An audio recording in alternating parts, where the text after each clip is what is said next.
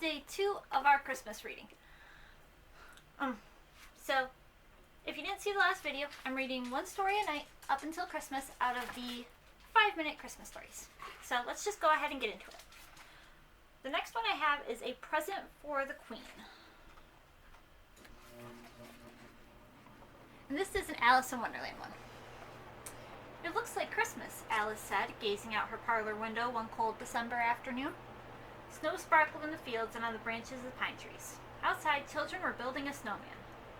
Alice thought about joining them, but the parlor was so warm and cozy. Alice yawned. Perhaps it would be best to stay inside after all. Suddenly, something hopped across the snow in front of Alice's house. It was a rabbit with white fur wearing a red coat. Alice sat up startled. "Why, it's the White Rabbit from Wonderland," she cried. It's lost, the White Rabbit wailed as he hurried past the house. Alice quickly put on her winter coat and ran outside after the rabbit. She caught up to him just as he was about to dive into a hole under a tree. "Not so fast," Alice said. "You're always running away. Whatever is wrong this time?" "Oh, you must let me through," the White Rabbit cried. "I've lost the Queen of Hearts' Christmas present. If I can't find it, she'll have my head." "Oh dear, that would be awful indeed," Alice said. "Please let me help you find it." But the White Rabbit simply dove down the hole without saying another word. Alice followed the White Rabbit. Down and down and down she fell until she landed with a thump. Alice saw the rabbit's fluffy tail disappear through a door. She hurried after him and found herself on a snowy path lined with evergreen trees. The White Rabbit was gone, but Alice could see his footprints in the snow. Alice made her way down the path, admiring the lights on the trees. Then she noticed something. "Why, they're fireflies!" she exclaimed. All at once, the footprints stopped. "I've lost him again," Alice said with a sigh. "Lost who?" someone asked. A toothiest smile appeared in one of the trees, followed quickly by a purple-striped cat around the smile. "Cheshire Cat!" Alice cried happily. "Maybe you can help me. The White Rabbit has lost the Queen's present and—" "But that's a lost what?" the cat interrupted. "I thought you lost a who?" Alice frowned. Usually she quite enjoyed riddles, but she always had such trouble explaining herself to the Cheshire Cat. "I didn't lose a what," she said. "The White Rabbit did. And now I've lost him." Suddenly the Cheshire Cat disappeared. "I can't help you with the lost who," he called out, "but I can help you with the lost what. Try the Mad Hatter." Alice looked around. She knew the Hatter wasn't on the path behind her, so she continued forward.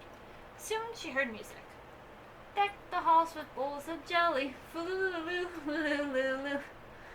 Alice emerged in a clearing. The Mad Hatter and the March Hare stood with their arms around each other singing. They stopped when they saw Alice. "Alice," the Mad Hatter cried, "come join us. We're singing Christmas carols." "Christmas carols?" Alice asked confused. "Don't you mean Christmas carols?" "What does carol have to do with it?" the March Hare asked. "Everyone knows Harold wrote all the best Christmas songs." And with that, the March Hare and the Mad Hatter began to sing again. Oh, Christmas tea, with milk and cream we drink thee."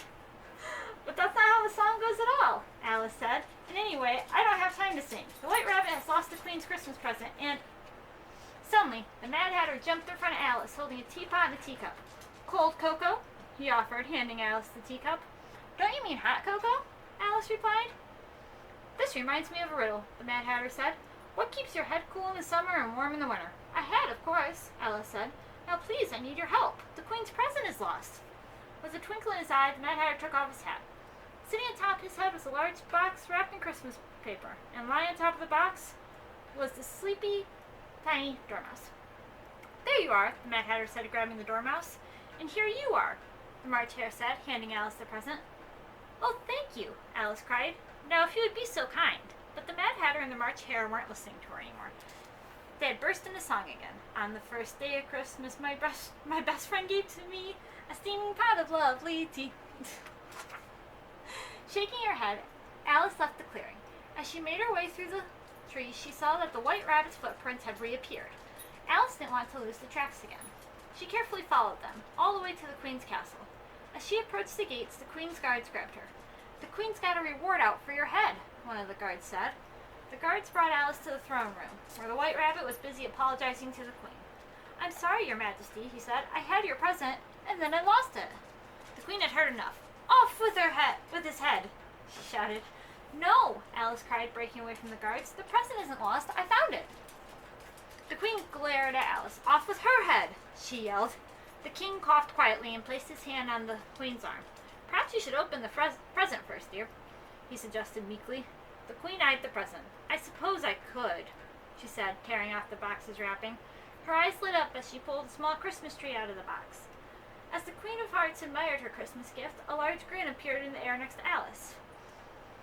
Now might not be the worst time to slip away, it said. Alice nodded and quickly snuck out of the room. As soon as she was safe out of sight, she began to run. But she slipped on a patch of ice and hit her head. Everything went black. When Alice opened her eyes, she found herself in the parlor. She yawned sleepily. What a strange dream I've just had, she said. Stretching, Alice looked out the window. Just then, her eye caught the finished snowman. It was wearing a familiar hat and holding a teacup. Alice frowned. Perhaps it hadn't been a dream at all. Alright, guys. Thanks for watching. I'll see you tomorrow night with another story. Bye.